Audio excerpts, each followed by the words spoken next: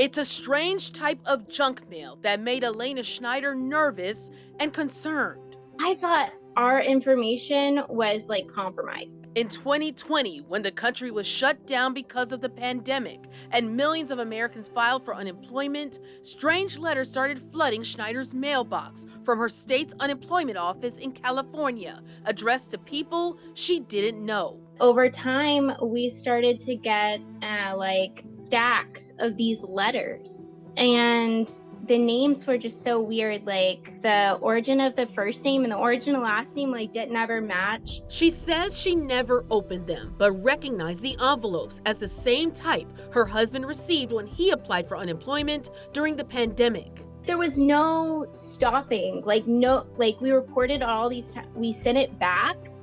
We wrote attention director, nothing ever happened. Even more troubling, some of the letters that started coming to her address were from out-of-state unemployment offices. I don't know how things work, but like, how does somebody from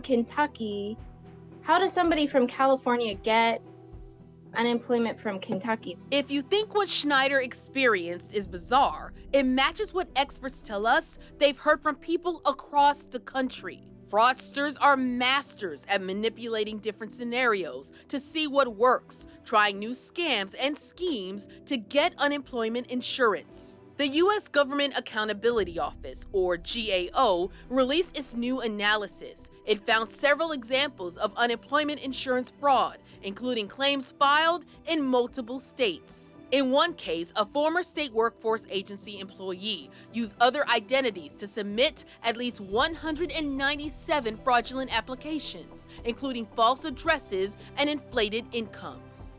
In another case, the GAO reports a person used stolen identities to submit at least 300 applications in 17 states and territories. The person obtained benefits from 9 states and was ordered to pay restitution of over $1.6 million. They're also facing more than 3 years in prison. The letters mailed to Schneider's home were never addressed to her or her husband, so for her, these strange letters are a security concern.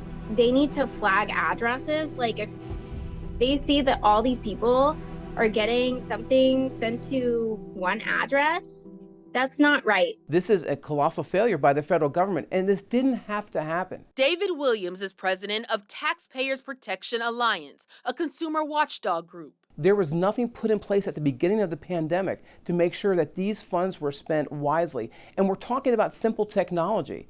These are computer systems that could have been created by a 15-year-old kid in his basement with a case of Mountain Dew and some Hot Pockets. I mean, this is not complicated computer systems that they were creating. They just weren't prepared for this. It's not just Schneider and Williams who have major concerns. In Washington, talks are mounting on Capitol Hill as lawmakers look for answers. First, agencies should have been much better prepared. In February, the House Oversight Committee and the House Ways and Means Committee held hearings to address waste, fraud, and abuse with COVID relief programs.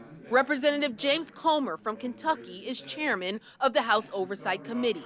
We're going to see if there's a way that we can claw some of this money back that was stolen to fraudsters and cyber hackers, and we're going to see if we can hold people accountable for wrongdoing. The first hearing called several agencies, including the GAO and the Secret Service, to testify and break down what went wrong. Criminals were prepared to exploit the pandemic, in part because for years they were selling identities stolen from past data breaches.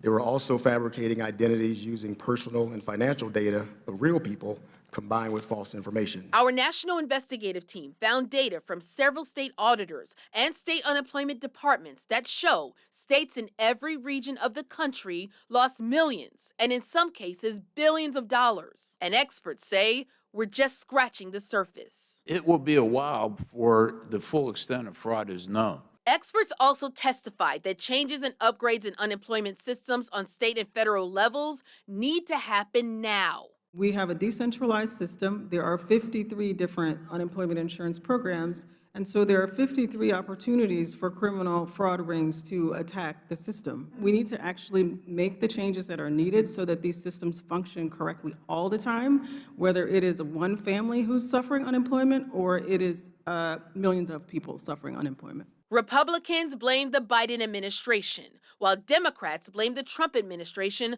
for not addressing fraud from the beginning. Democrats also stress how pandemic relief programs helped millions of Americans during a rough time period. I know you guys have been feeling pressure from Republicans saying that you guys waited too long to do something or address it. What would your response be to that, Mr. Sperling?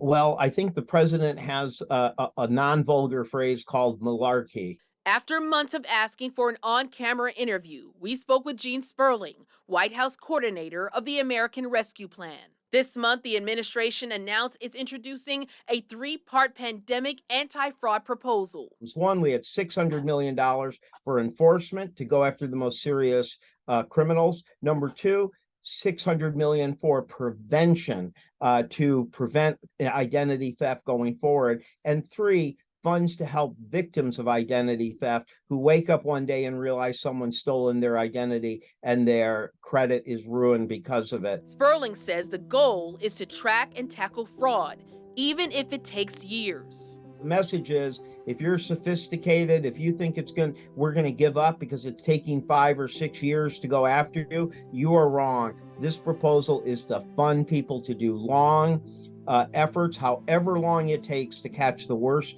criminals, punish them, and hopefully recapture some of that money and bring it back to the American taxpayer. Will we ever know the true magnitude of unemployment fraud? If it's $20 billion, that's a huge amount of money. If it's $80 billion, it's 4 times as bad. But in some sense, we don't need to know the exact number to know that there were criminals, and not just ordinary people, cheating their government of a few $100s here and there. We're talking international criminal syndicates, and we want to be able to go after them. As for Schneider, the strange letters eventually stopped coming to her house, but Schneider still worries her information and security may have been compromised. For her, strengthening our government's fraud detection against cyber criminals cannot wait. There needs to be a way of tracking who applies for these benefits, because clearly there's something wrong. For Investigate TV, I'm Caresse Jackman.